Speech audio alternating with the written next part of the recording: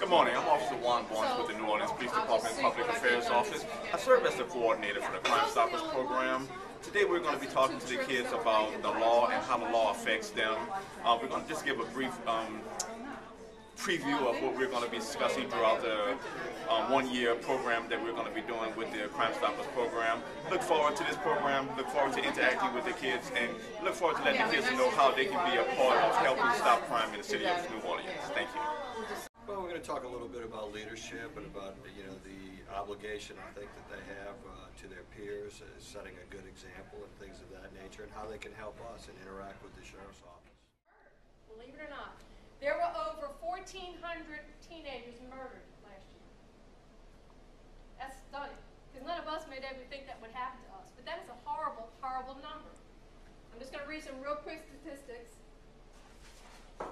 about some other crimes, because we don't think about this. Teenagers from the ages of 12 to 19, 1.6 million in 2007 was a victim of a violent crime.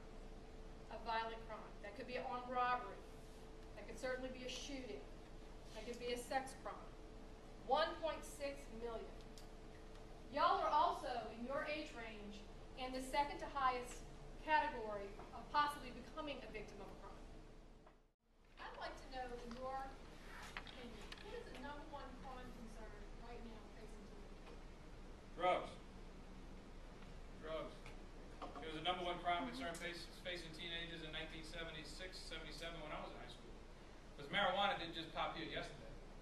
It's been around a while. Meth wasn't quite the same in the 70s. It was something a little different, but it was still an amphetamine. It was still a speed. Cocaine was around when I was a teenager.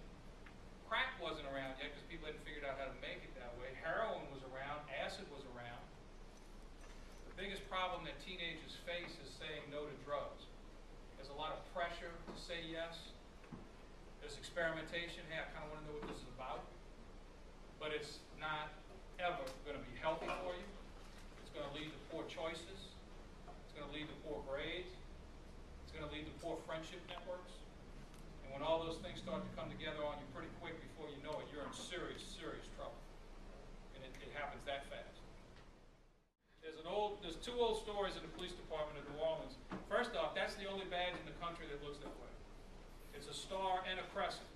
The star represents the symbol of law enforcement, and the crescent represents the city of New Orleans. It's called the Crescent City, right? If you look at New Orleans from a map, the river makes a crescent. There's many badges that have a star with a complete circle around it, especially in Texas, and New Mexico, and Nevada. But that's the only one where it's a crescent, where it breaks at the bottom. Or in my case, it breaks at the top. So that's the only badge in the country like that. It's been like that since the 1800s. The reason the chief's badge, we call superintendent of police here, the reason the superintendent's badge is upside down is one of two reasons. The first reason is, in the late 1800s, a superintendent by the name of Hennessy was assassinated by mafia for being a strong law enforcement guy, and they assassinated him outside of the old Parish prison. And the rumor is that when he fell to the ground dead from the bullet wounds, his badge had been turned upside down from the exchange. And as a result of that, every chief thereafter wore the badge upside down as a sign of respect. I don't know if I believe that one as much as the other. The other story is the person who replaced Hennessy, who had been shot and killed. The person who replaced them, they were going to take a big picture of the police department, and back then New Orleans had about 300 police officers, about 1873, I think. And when they went to take the picture, if you remember, like these old pictures, everybody wore coats, everybody wore the same hat, and it was very hard to distinguish who the superintendent of police was. And the photographer was actually looking for the superintendent so that they could rally up and take the picture. And one of the deputy chiefs said, well, heck, we can't tell the difference between you and all the other people, so we'll turn your badge upside down and we'll know where you are. So it's one of those two. Probably more likely the second. But every superintendent of police in New Orleans wore their badge upside down all the way up until 1985. So from the 1870s to 1985. And then there was a break for a while, and then another chief and a couple others, and then one of the first things I did when I came back was I recognized that the reason for the story is this. There was a lot of things about the New Orleans Police Department needed to be fixed, but not everything was broken. And one of the traditions that paid honor and homage to people who went before us was the superintendent wore his badge upside down, and I've done the same thing since I've been back. And I'll do it for all the days that I'm chief. At the orientation, we learned how truly important education is because Superintendent Ronal Serpas had come and told us about his background and explained that through any bad decisions that anyone can make, if you stick with your education, you can always get through. Abraham Lincoln made the observation that if you had a strength at anything, if he had to choose, it would be a strength in what they referred to at that time, oratory. The ability to speak to people, the ability to tell a story, the ability to formulate thoughts in your mind and express those thoughts to the public.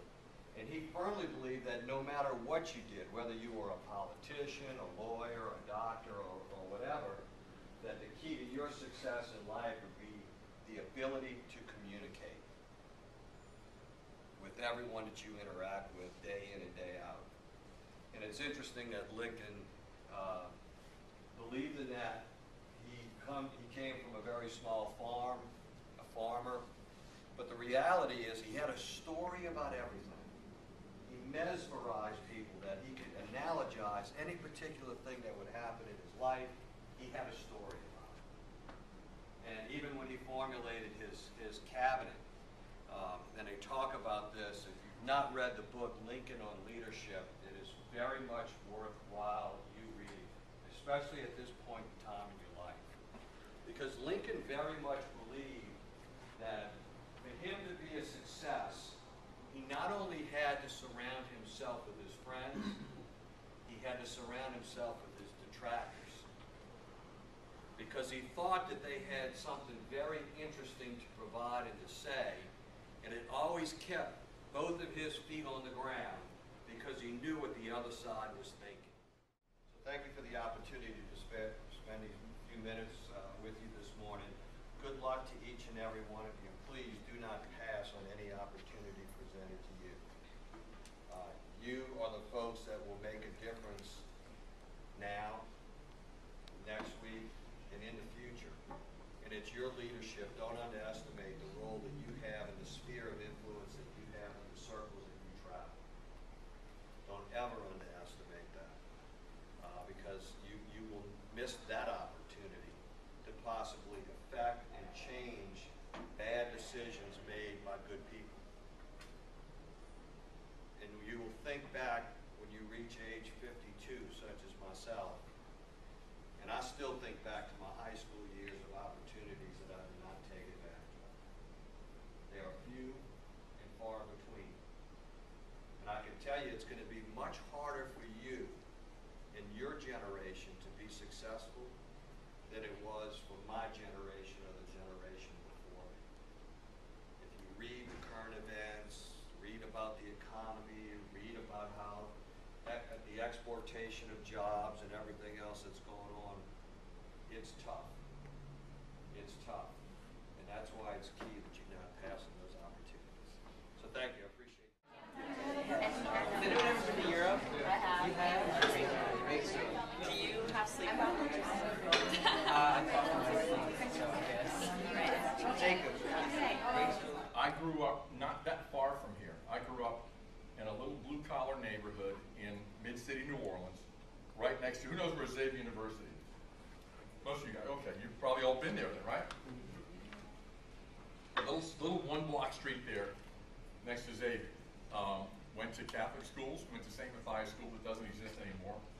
What's kind of neat about New Orleans is, and for those of you who stay, you'll find this out, it's really a big, small town. I went to grammar school with the Landrew family.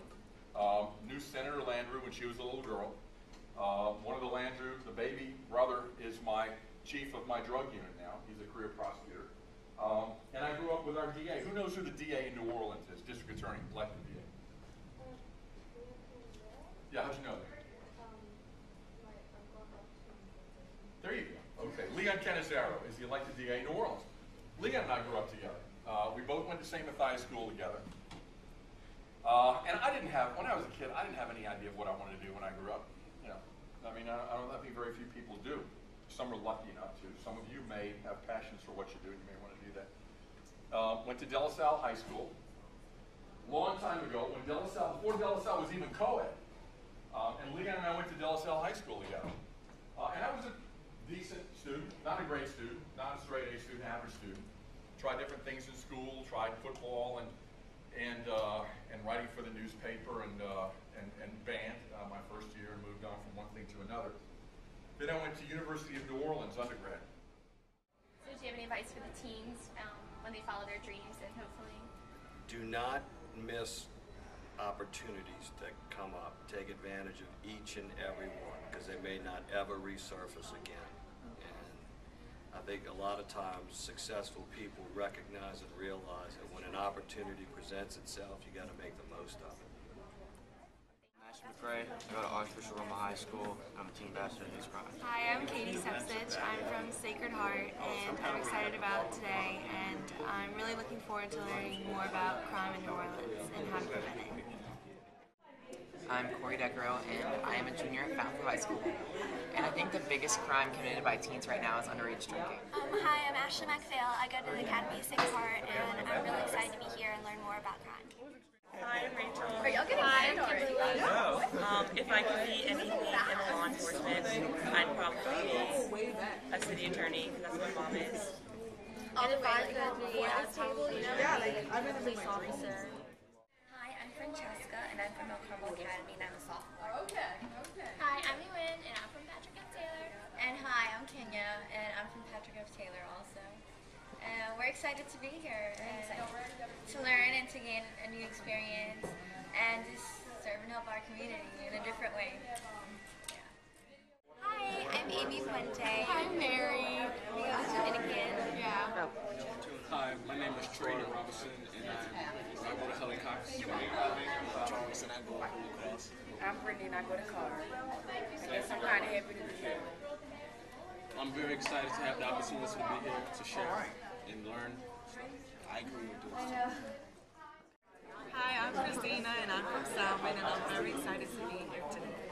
My name is Jacob. I'm from Brother Martin, and we're here for the TAAC, Teen Ambassadors Against Crime, and Are you excited? I'm excited to be here. The orientation was the first time that we ever met. I was so nervous.